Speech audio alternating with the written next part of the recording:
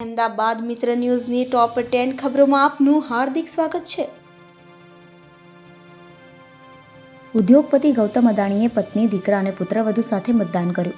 અદાણી ગ્રુપના ચેરમેન અને અબજોપતિ ઉદ્યોગપતિ ગૌતમ અદાણીએ ભારતમાં ચાલી રહેલ લોકસભા ચૂંટણીમાં પોતાનો મત આપ્યો છે। તેમણે ગુજરાતના અમદાવાદમાં તેમના વિસ્તારના મતદાન મથકમાં પોતાનો મત આપ્યો હતો। લોકસભા ચૂંટણી માટે ત્રીજા તબક્કાનું મતદાન ચાલી રહ્યું છે અને ઉદ્યોગપતિ ગૌતમ અદાણીએ અમદાવાદમાં લાઇનમાં ઊભા રહીને પોતાનો મત આપ્યો હતો। ગૌતમ અદાણીએ પણ પોતાનો મત આપ્યા બાદ પત્રકારો સાથે વાત કરી હતી। અમદાવાદમાં થિયેટર એસોસિએશને મતદાન જાગૃતિ માટે મહત્વનો નિર્ણય લીધો। શહેરમાં મલ્ટીપ્લેક્સમાં કામ કરતા કર્મચારીઓ અને તેમના પરિવારજનો મતદાન કરી શકે તે માટે વ્યવસ્થા કરાઈ। ઇસ્કોન વાઇડ એંગલ મલ્ટીપ્લેક્સમાં કર્મચારીઓ મતદાન કરી શકે તે માટે મૂવીના મોર્નિંગ શો કેન્સલ કરી દેવાયા હતા। મલ્ટીપ્લેક્સમાં કામ કરતા કર્મચારીઓને સવારે 11 વાગ્યા સુધી રજા અપાઈ હતી, જેથી સવારના સમયે તેઓ મતદાન કરી શકે।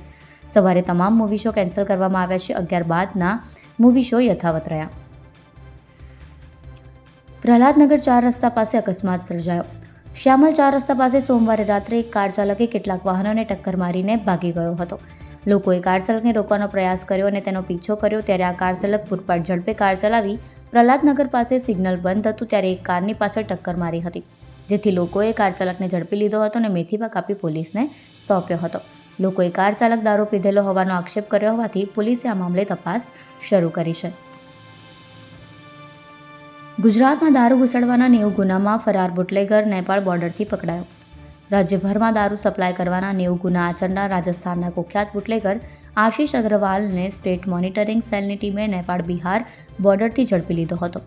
આશિષ 2023થી દારૂ સપ્લાય કરવાના 19 ગુનામાં ફરાર હોવાથી તેની માહિતી આપનારને 1 લાખનું ઇનામ જાહેર કરાયું હતું। આશિષ પકડાઈ જતા પોલીસે તેની સાથે તેના મુનીમ રાવલસિંહ ભાટીને પણ ઝડપી લીધો હતો।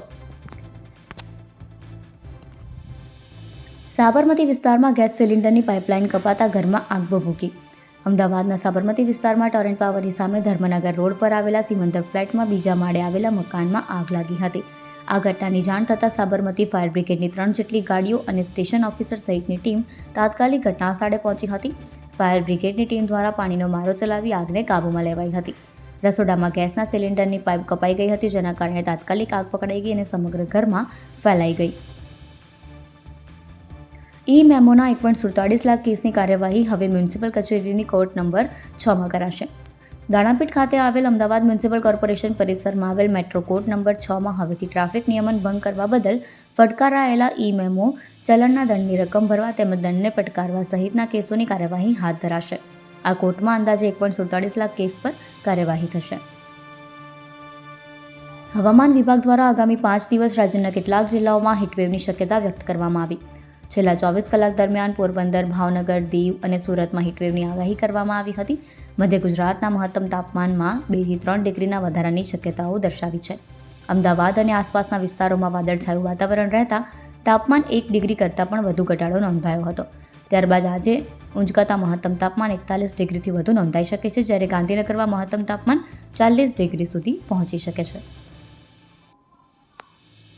અન્ય મિત્રને મદદના નામે 8 લાખ પોતાના ખાતામાં જમા કરાવી દીધા। શહેરના દાણીલીમડા વિસ્તારમાં મિત્રે અન્ય મિત્રને મદદ કરવાના નામે રૂપિયા બેંકમાં જમા કરાવીને 8.24 લાખની છેતરપિંડી આચરી હતી। એટલે મિત્ર સામે મિત્રએ જ દાણીલીમડા પોલીસ સ્ટેશનમાં ફરિયાદ નોંધાવતા પોલીસે વધુ તપાસ શરૂ કરી છે। અમદાવાદથી મલેશિયાની કનેક્ટિવિટી વધતા ઓસ્ટ્રેલિયા જતા મુસાફરો માટે વધુ એક વિકલ્પ। અમદાવાદ એરપોર્ટથી અનેક ડેસ્ટિનેશન માટે ડાયરેક્ટ ફ્લાઇટ શરૂ થઈ રહી છે, ત્યારે સમર શેડ્યુલમાં પણ વિવિધ ડેસ્ટિનેશનનો ઉમેરો થવા સાથે જ ફ્રીક્વન્સીમાં પણ વધારો કરવામાં આવે છે।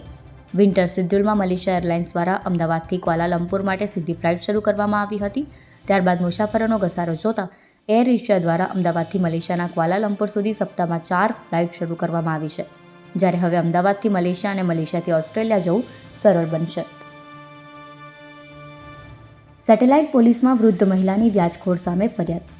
સેટેલાઇટની સિનિયર સિટીઝન મહિલાએ પુત્રીને વિદેશ અભ્યાસ માટે મોકલવા તથા પતિની સારવાર માટે ફ્લેટમાં જ રહેતી વ્યક્તિ પાસેથી 5% વ્યાજે 2.5 લાખ રૂપિયા લીધા હતા, જેની સામે આ મહિલાએ 6 થી 7 લાખ વ્યાજ અને મૂડી ચૂકવી દીધી હતી। તેમ છતાં વ્યાજખોર 20 લાખ માંગીને સિનિયર સિટીઝન મહિલાને ધાકધમકી આપીને હેરાન કરતો હતો। આથી તંગ આવેલા સિનિયર સિટીઝન મહિલાએ આ મામલે સેટેલાઇટ પોલીસ સ્ટેશનમાં ફરિયાદ નોંધાવી। અમદાવાદ મિત્ર ન્યૂઝની યુટ્યુબ ચેનલને સબસ્ક્રાઇબ કરો અને બેલ આઇકોન જરૂરથી દબાવો જેથી દરેક મહત્વના વિડીયોની નોટિફિકેશન તમને મળતા રહેશે।